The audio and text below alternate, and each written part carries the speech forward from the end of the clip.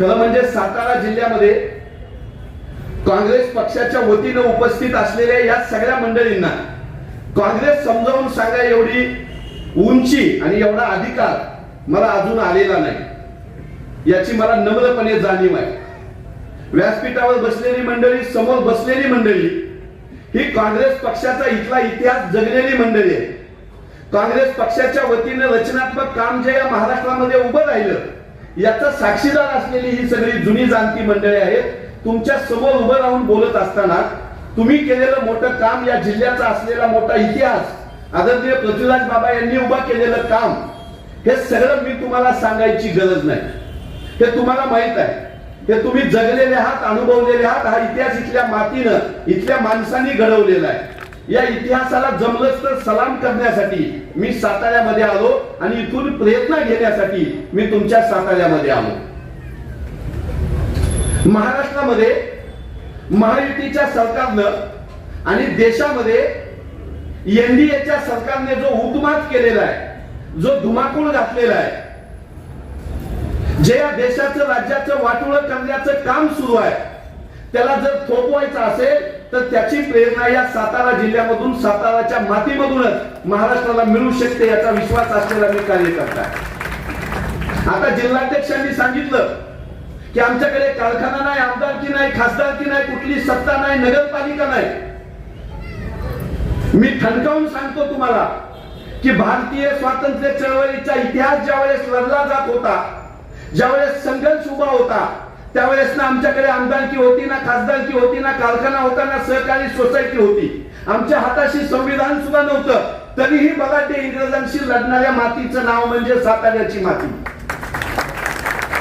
यशवंतरावजी चव्हाण साहेब असतील, किसन वीर असतील, बाळासाहेबजी देसाई असतील, भिलारे गुरुजी असतील, ही सगळी मंडळी काय आमदार होती, खासदार होती, लोकप्रतिनिधी होती, गाड्या घोड्या होत्या, संसाधनं होती म्हणून लढलेली नव्हती. ही सगळी मंडळी बलाढ्य अशा इंग्रजी सत्तेसोबत लढली.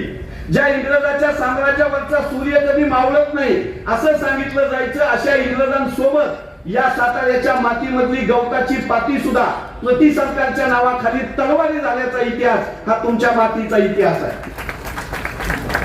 आणि असा इतिहास ज्या मातीला भेटला, बाळासाहेबजी देसाई सारखं नेतृत्व ज्या मातीला भेटलं, छत्रपतींच्या घराण्याच्या वारशाची गादीचा वारसा इतिहास ज्या मातीला भेटला, त्या मातीतली माणसं सत्तेच्या पालख्या वाटाना माझ्यासारख्या साताऱ्याच्या बाहेरच्या माणसाला सुद्धा वाईट वाटतं. त्याची ही खंत मी इथं बोलून दाखवायला आलो. मी जर बाळासाहेबजी देसाई यांचा नातू असतो आणि सत्ताधारी पक्षाच्या पोलिसांनी जर माझ्यावर हात उचलला असता तर आईच्यान सांगतो दुसऱ्या दिवशी राजीनामा देऊन मी सरकारच्या विरोधात उभा राहिला असतो. असेलच तो वारसा बाळासाहेबजी देसाई यांचा आम्ही वारसा आहोत. आम्ही त्यांचे विचार पुढे घेऊन जाऊ, आम्ही बलाढ्य सत्तेला भांडू, आम्ही अन्याय अत्याचाराच्या विरोधामध्ये हात बुलंद करू. छत्रपतींचा वारसा सुद्धा असेल तर माझ्यासारख्या सामान्य मावळ्यामध्ये आहे, जो दिल्लीच्या तख्ताला अमित शाह मोदीला सुद्धा प्रश्न विचारायची हिंमत ठेवतो. हा छत्रपतींचा वारसा सुद्धा असेलच तर साताऱ्याच्या मातीमध्ये शिवराज मोरेंसारख्या, हनुमंत पवारांसारख्या, आमच्या अमित जाधवांसारख्या, दिग्विजय सूर्यवंशी सारख्या आमच्या तरुण पोरामध्ये छत्रपतींचा वारसा आहे. उद्याचे नेते याच्यातूनच येणार आहेत. हीच माणसं तुम्हाला शह देणार आहेत, हीच माणसं सत्तेच्या नजरेला नजर भिडवून बोलणार आहेत. ते सांगण्यासाठी मी तुमच्यासाठी इथं आलो साताऱ्यामध्ये. एका दिवसात ओबीसीचं सर्टिफिकेट काढलं आणि मराठा माणूस जिल्हा परिषदेच्या अध्यक्षपदावर बसवला. आणि देवेंद्रजी फडणवीस साहेब म्हणतात माझ्या रक्तामध्ये ओबीसी आहे. मराठ्यांना न्याय दिला म्हणून सांगणारी मंडळी माझ्या मराठा आया भगिनीवर ज्यावेळेस पोलीस लाठ्याकाठ्या चालवित होते त्यावेळेस हेच गृहमंत्री देवेंद्र फडणवीस साहेब त्या पोलीस अधिकाऱ्यांना आरक्षणाची लढाई मोडून काढा म्हणून आदेश देणारे हेच. ओबीसी आमच्या रक्तात आहे म्हणणारे फडणवीस भाजपाचे आणि मराठा उपसमितीचे अध्यक्ष सुद्धा भाजपाचेच राधाकृष्ण विखे पाटील. मराठ्यांमध्ये विष पेरलं, ओबीसीमध्ये विष पेरलं, हिंदूंमध्ये मुसलमानांच्या नावानं विष पेरलं, धनगरांमध्ये आदिवासींच्या नावानं विष पेरलं, बौद्धांमध्ये मातंगांच्या नावानं विष पेरलं. अशा विष पेरणाऱ्या देवेंद्र फडणवीस, एकनाथ शिंदेची पालखी वाहणारी जी जी मंडळी तुमच्या जिल्ह्यात आहे त्यांना उघडून फेकायची ताकद त्या मांडवात बसलेल्या माणसांमध्ये आहे. भांडण लावता, वाद लावता, हमी भाव देतो म्हणून सत्तेवर आले होते, 2 कोटी रोजगार देतो म्हणून सत्तेवर आले होते, माझ्या माता भगिनीला सुरक्षा देतो म्हणून सत्तेवर आले होते, शिक्षण स्वस्त करतो म्हणून सत्तेवर आले होते, महागाई कमी करतो म्हणून सत्तेवर आले होते, आणि आता आमच्या अंगावर नितेश राणेला सोडताय, आता आमच्या मुसलमान बांधवाला घाबरवण्यासाठी जगतापला सोडताय, आता आमच्या अंगावर संग्राम भंडारे नावाचा वानकऱ्याच्या वेशामधला लांढगा आमच्या अंगावर सोडताय. कुठे गेली सुरक्षा महिलांची? चिमुरड्या मुलींवर अत्याचार होतात, महिलांवर बलात्कार होतात. भारताच्या इतिहासामध्ये महाराष्ट्र कधी सुद्धा महिलांच्या अत्याचारामध्ये नंबर 1 ला नव्हता. या देवेंद्र फडणवीसांच्या काळामध्ये महाराष्ट्रामध्ये सर्वाधिक महिलांवरचे अत्याचार होत आहेत, आणि देवेंद्र फडणवीस म्हणतायत मी महाराष्ट्राचा देवा भाऊ आहे. भाऊ आहे म्हणतात मी महाराष्ट्राचा. तुम्ही जर महाराष्ट्राचे भाऊ असते तर नसलापूरमध्ये आमच्या चिमुरडीवर बलात्कार झालेल्या माणसाबद्दल तुम्ही काय भूमिका घेतली होती? तुम्ही या महाराष्ट्राच्या गल्लीबोळामध्ये ड्रग्ज मिळतात, आज व्यसनाचं प्रमाण वाढलंय, कोयता गँग वाढली, कायदा सुव्यवस्था वाढली, रेल्वेमध्ये दरवाजा बंद केलेला विरोध केला म्हणून एक परप्रांतीय आमच्या माणसाला रेल्वेमध्ये तोडून टाकतो. लहान लहान मुलांवर अत्याचार होत आहेत, आणि देवेंद्र फडणवीस साहेब पक्ष फोडण्यामध्ये मशगूल आहेत. आपले महाराष्ट्राचे प्रदेशाध्यक्ष हर्षवर्धनजी सपकाळ साहेब म्हणतात भाजप ही काँग्रेस आणि राष्ट्रवादी शिवसेनेचे नेते खाणारी चेतकी नाही, त्यांचं पोटच भरत नाही. 100 वर्ष झाली ना तुमच्या राष्ट्रीय स्वयंसेवक संघाला, तुम्ही तिला तुमची मातृ संघटना म्हणता ना, मग तुमची 100 वर्ष झाल्यानंतर अशोक चव्हाणांसारखा काँग्रेसच्या संस्कृतीमध्ये वाढलेला माणूस फुलं उधळायला तुम्हाला चालतो. नारायण राणेंसारखा परदेशामध्ये पैसे फेकले, पैसे ठेवले परदेशात, असं विधिमंडळामध्ये देवेंद्र फडणवीसांनी भाषण केलेलं होतं. तो संघाच्या चढीमध्ये तुम्हाला सांस्कृतिक राजकारण करण्यासाठी चालतो. 100 वर्षात तुम्हाला जगताप घ्यावा लागला, राणे घ्यावा लागला, चव्हाण घ्यावा लागला, राणा पाटील घ्यावा लागला. ही सगळी मंडळी आमच्या इकडे असताना चोर होती असं देवेंद्र फडणवीस साहेब सांगायचे. ट्रक भरून पुरावे देतो म्हणाले. नागपूरच्या विधिमंडळावर अधिवेशनावर मोर्चा काढला. मध्य प्रदेशची राजधानी भोपाळमध्ये 13 दिवसापूर्वी या देशाचे पंतप्रधान नरेंद्र मोदी साहेब म्हणाले राष्ट्रवादी काँग्रेस म्हणजे घराणेशाही आणि चोरांचा पक्ष आहे. मला बी बरं वाटलं. राष्ट्रवादीला ठोकलं की मला मनापासून आनंद होतो. तुम्ही काय बी म्हणा, त्यांचं धोरणच कळना, उंटासारखी तिरकी चाल चालते. सरळ चाल चालणारी माणसं आम्ही काँग्रेसवाली. विलासरावजी देशमुख साहेबांनी सांगितलं होतं काँग्रेसमध्ये सरळ चालणार आम्ही, वाकडं नाही चालणार. राष्ट्रवादी काँग्रेस भ्रष्टाचारांचा पक्ष आहे, घराणेशाहीचा पक्ष आहे म्हणून नरेंद्र मोदी बोलले, आणि ते बोलल्यापासून 13व्या दिवशी या महाराष्ट्राच्या सरकारच्या तिजोरीच्या चाव्या राष्ट्रवादी काँग्रेसचे नेते अजित पवार यांच्या हातामध्ये देणारे नरेंद्र मोदी आता महाराष्ट्रामध्ये मत मागायला काय म्हणून येणार? 2024 ला लोकसभेला महाराष्ट्रातल्या जनतेने दाखवून दिलं की आम्ही संविधानाच्या बाजूचे आहोत, आम्ही हिंदू मुस्लिम एकतेच्या बाजूचे आहोत, आम्ही शेतकऱ्यांना हमीभाव मिळावा म्हणून मतदान करणार आहोत, महागाई कमी करणार म्हणून मतदान करणार आहोत. लोकसभेला काँग्रेस पक्षाला भरभरून महाराष्ट्रातल्या जनतेनं मतदान केलं. विधानसभेला माझ्या लाडक्या बहिणीवर यांनी जाळं टाकलं. आम्ही हिंदू संस्कृतीतली मंडळी आहोत. भाऊबीजेला दिवाळीला ज्यावेळेस आमची बहीण आम्हाला ओवाळते, राखी पौर्णिमेला आमची बहीण ज्यावेळेस आमच्या उजव्या हातामध्ये राखी बांधते, त्यावेळेस नकळत आमचा डावा हात खिशामध्ये जातो आणि बहिणीच्या ताटामध्ये आम्ही ओवाळणी टाकतो. आमच्या दुसऱ्या हाताला सुद्धा आम्ही टाकलेली ओवाळणी माहीत होऊ देत नाही. आणि ह्या भामट्या भावानी आपण भरलेले टॅक्स मधले पैसे, आम्ही मेडिकल मध्ये औषधं घेतो, वह्या पुस्तकं घेतो, बी बियाणे खरेदी करतो, व्यापारी वर्ग रक्ताचं घाम घालून रक्त घालून पैसे कमवतात, शेतकरी पैसे कमवतात, त्याच्यातल्या टॅक्स मधले पैसे सरकारकडे जातात. नरेंद्र मोदींच्या, देवेंद्र फडणवीसांच्या, एकनाथ शिंदेच्या बापदाद्याचे पैसे काढून माझ्या बहिणीला दिले नाहीत, आमचेच पैसे काढून आम्हाला दिले. आणि लाडका भाऊ म्हणून बस स्टँडवर बॅनर लावून या भामट्या भावांनी मत मागायचं नाटक केलं. माझ्या बहिणी थोड्या बहुत फुलल्या होत्या, साध्या महिला आहेत, आमच्या गावखेड्यातल्या महिला आहेत. आज याच लाडक्या बहिणीला, 1 कोटी लाडक्या बहिणीला बोगस बहिणी आहेत म्हणून हेच देवेंद्र फडणवीस आणि एकनाथ शिंदे आज म्हणतायत ह्या लाडक्या बहिणी बोगस आहेत. मला मतं दिली तर लाडका भाऊ आणि नाही मतं दिली तर बोगस बहीण. अशा माणसाला भाऊ म्हणण्याचं पाप आपल्या हिंदू संस्कृतीमध्ये नाही. हे असतील तर हे स्वार्थी माणसं आहेत, मतासाठी तोंडात टाकलेले हे लांडगे होते. माझ्या माता भगिनींनी प्रश्न विचारला पाहिजे की आमच्या लेकीबाळींना सुरक्षा का नाही? गृहमंत्र्यांची जबाबदारी आहे. राज्यातल्या वाढत्या अत्याचाराबद्दल गृहमंत्री विधिमंडळामध्ये एक शब्द बोलायला तयार नाहीत. माझ्या लाडक्या बहिणीने पिकवलेलं सोयाबीन असेल, कापूस असेल, असेल, कांदा असेल, ह्याला भाव मिळवून देण्यासाठी तुम्हाला विधिमंडळामध्ये पाठवलं होतं. भाव मिळवून द्यायचं सोडा. आमचा कांदा इराणमध्ये, इराकमध्ये जात होता, 40 रुपये किलो भाव मिळत होता. त्याच्यावर निर्यात बंदी लादणाऱ्यांचं हे निष्ठुर सरकार आहे. आम्हाला पैसे सुद्धा शेतीच्या उत्पादनातून मिळवून देत नाही. हमी भाव दिला म्हणून संसदेमध्ये खोटं सांगितलं.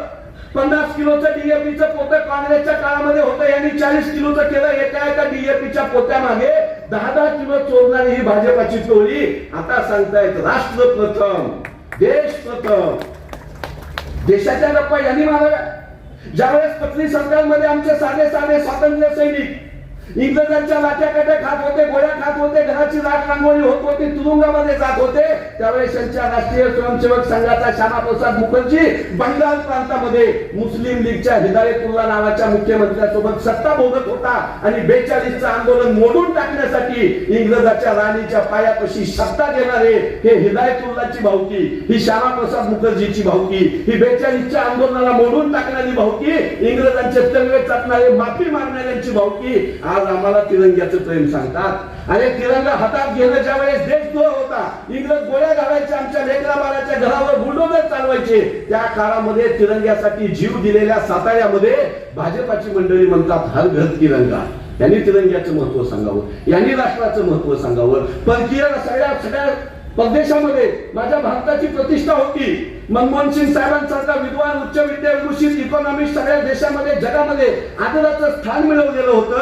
आज नरेंद्र मोदींना परकीय व्यासपीठावर बघितलं की आपण भारताच्या याची लाज वाटते, इंग्लिश बोलता येत नाही, इंग्लिश कळत नाही, तरी पण येईल त्या नेत्याला कडकडून मिठी मारून हसायचं नाटक केलं. त्याच्यावर युट्यूब, फेसबुकला, टीव्हीवर पोरं विडंबन बनवायला लागले. त्याच्यावर बंदी घालायसाठी केंद्र सरकारला काम करावं लागलं. आपण केलेल्या कामाची जर टिंगल होत असेल तर आपण जरा आत्मपरीक्षण करावं. एकही देश आज माझ्यासोबत नाही. भारत म्हणलं की जगामध्ये आपली मान प्रतिष्ठेने उंचावलेली असायची. पाकिस्तान सोबत 71चं युद्ध होतं. पाकिस्तानचे 2 तुकडे करणारी आमची वाघिणी इंदिराजी गांधी यांच्यावर अमेरिकेने दबाव आणला होता. 7वा आरमार आणून तुमचा देश उद्ध्वस्त करू, तुम्ही जर युद्ध बंद नाही केलं तर. इंग्रजांची छाती वाघाची होती. इंग्रजांनी सांगितलं माझ्या देशाचं सार्वभौमत्व माझ्या श्वास अंतिम असेपर्यंत, माझ्या शरीरात रक्ताचा शेवटचा थेंब असेपर्यंत मी या देशाचं सार्वभौमत्व घाण टाकणार नाही. आज आमच्या नरेंद्र मोदींनी आमच्या देशाचं सार्वभौमत्व डोनाल्ड ट्रम्पच्या पायाशी घाण टाकलं. आज जे पेट्रोल पंपावर डिझेल पेट्रोल महाग भेटतंय, गॅस महाग भेटतंय, ते या नरेंद्र मोदींच्या पळपुटेपणाचा आणि डोनाल्ड ट्रम्पच्या पायाशी निष्ठा ठेवण्याचा परिणाम आहे. म्हणून त्यांचं माझं नेतृत्व टिकून आहे याची जाणीव मतदारांना होण्याच्या काळामध्ये आपण आज 2026 मध्ये बोलत आहोत. SIR प्रक्रिया आणली. आता तुमच्या गावामध्ये चालू आहे. BLA असतील आपली नेमलेली मंडळी. मताचा अधिकार हा आपल्याला नरेंद्र मोदींनी दिलेला नाही, फडणवीसांनी दिलेला नाही, इथल्या कलेक्टरनी दिलेला नाही. इथल्या प्रत्येक माणसाला मताचा अधिकार हा भारतीय संविधानाने दिला. भारतीय संविधानाने दिलेला मताचा अधिकार सुद्धा हिसकटून घेण्याचं पाप हे सरकार करतंय. 31 लाख मतं पश्चिम बंगालमध्ये आमची हिसकटून घेतली आणि विजय मिळवला. राहुलजी गांधी यांनी महाराष्ट्रामधला कामठी मतदारसंघ असेल, देवेंद्र फडणवीसांचा नागपूर मधला मतदारसंघ असेल, शिर्डी मधला मतदारसंघ असेल, निवडणूक आयोगाच्या नाकावर टिचून पुरावे देऊन 2-2 तासाचं प्रेझेंटेशन केलं. निवडणूक आयोग म्हणाले राहुल गांधींनी माफी मागितली पाहिजे, नाहीतर आम्ही त्यांच्यावर गुन्हा दाखल करू. एक तरी कोण उमेदवार असावं. बाबांचा विषय आहे, प्रदेश अध्यक्षांचा विषय आहे, पण मी लिहून देतो 2029च्या निवडणुकीला भारतीय जनता पक्षाचा संसदेवरचा वालू या देशातली जनता रोखल्याशिवाय राहणार नाही. दलित असतील, आदिवासी असतील, अल्पसंख्याक, शेतमजूर असतील, युवक असतील, ह्या सगळ्या मंडळीमधून आता उठाव होतोय. नीटच्या परीक्षेमध्ये यांनी पेपर फोडला, रामाची दानपेटी फोडली, शिवसेना फोडली, राष्ट्रवादी फोडली, घर सुद्धा घरामध्ये ठेवले नाहीत. चुलते एकीकडे, पुतणे एकीकडे, भाऊजे एकीकडे, भाऊ एकीकडे, मामा एकीकडे, भाचा एकीकडे, अशा फोडाफोडी करणाऱ्या या लोकांना साताऱ्याची माती ही उत्तर दिल्याशिवाय राहणार नाही अशी अपेक्षा व्यक्त करतो.